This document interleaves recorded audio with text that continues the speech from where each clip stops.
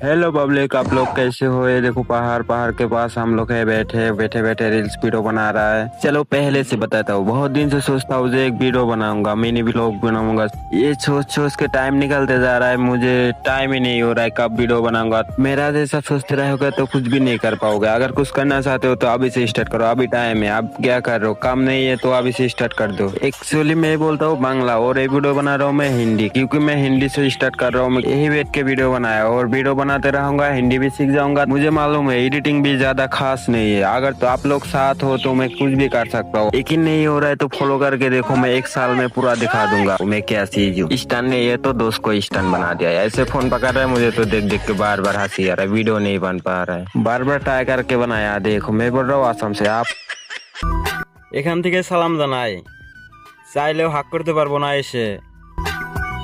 ঈদ মুবারক সবাইকে বন্ধু, নিজের খেয়াল রেখে ঘোরাফেরা করো। আমি অনেক কষ্টে दिन काटाई। कहाँ से देख रहा हो और वीडियो कैसे लगा कमेंट करके जरूर बताना। और हाँ, एक फॉलो भी कर देना प्लीज।